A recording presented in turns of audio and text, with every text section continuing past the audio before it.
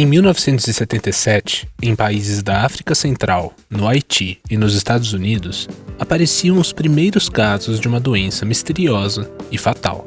Era uma nova epidemia que ainda nem tinha nome, mas já começava a preocupar profissionais da saúde do mundo todo.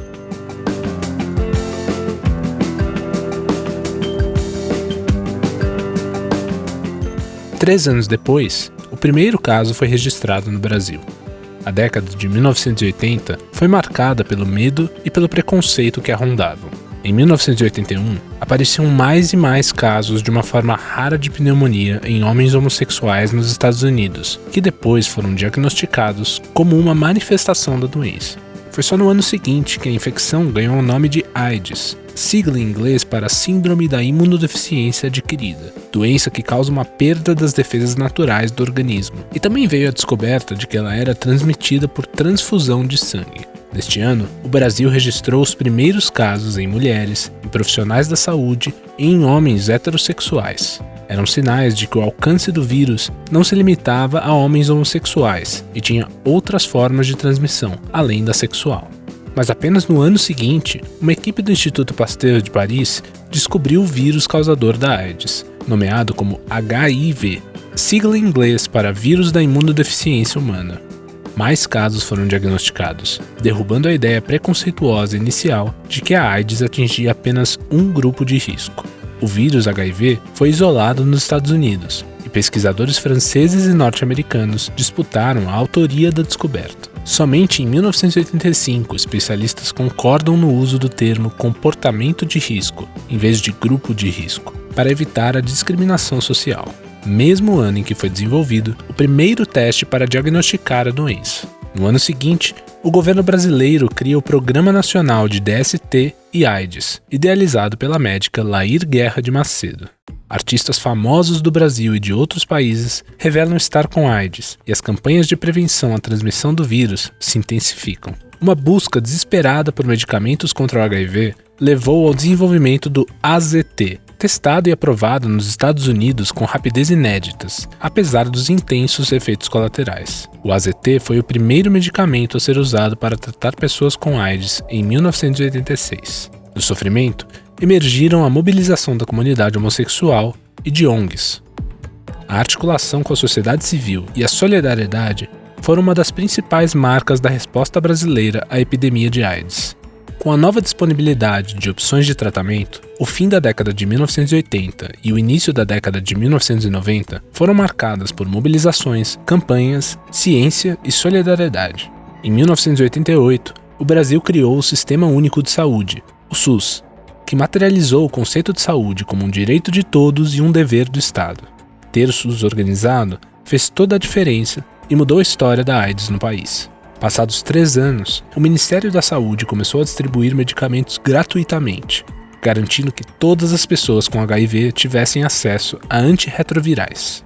A Organização Mundial da Saúde, a OMS, calcula que há 10 milhões de pessoas infectadas no mundo e quase 12 mil no Brasil. Em 1992, pesquisadores dos Estados Unidos e da França são reconhecidos pela descoberta conjunta do HIV. É criado o coquetel anti-AIDS, um combinado de medicamentos que atuam evitando que o vírus se reproduza. Um ano depois, o AZT começa a ser produzido no Brasil.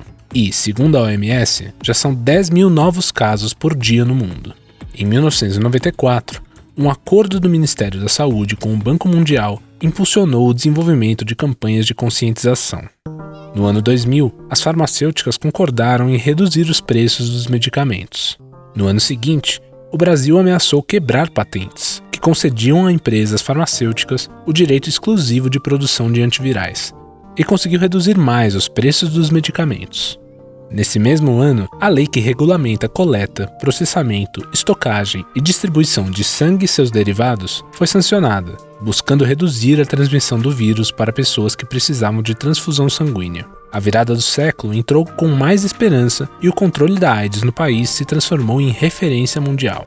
Em 2012, foi desenvolvida uma profilaxia pré-exposição, a PrEP, que evita a reprodução do HIV no organismo caso a pessoa tenha contato com o vírus. 2 anos depois, a PrEP passou a ser distribuída pelo SUS, e essa estratégia preveniu 99% de novas infecções. Lá em 1984, Margaret Heckler, então secretária de saúde norte-americana, previa que uma vacina contra o vírus estaria pronta em 2 anos. 40 anos depois, a vacina contra a AIDS ainda parece distante, por causa, principalmente, da grande capacidade do HIV mudar sua forma. Os avanços no combate à AIDS não são homogêneos. Enquanto na última década, em 16 estados do Brasil, caíram as taxas de novos casos, em 11, principalmente nas regiões Norte e Nordeste, os números continuam subindo. Travestis e mulheres trans estão no extremo da vulnerabilidade.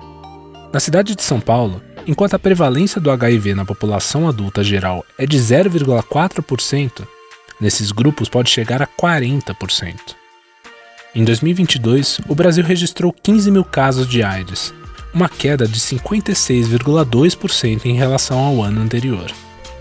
No entanto, mesmo com resultados positivos, o Brasil terá de reforçar a atenção com os grupos ainda pouco atendidos, se quiser atingir a meta 95-95-95, ou seja, diagnosticar 95% das pessoas soropositivas, tratar 95% delas com antirretrovirais e atingir carga viral indetectável em 90% das pessoas no tratamento.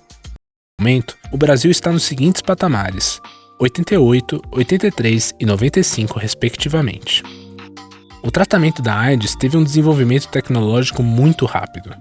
Hoje, o controle da doença não é mais uma questão de tecnologia, mas de cidadania e respeito aos direitos humanos.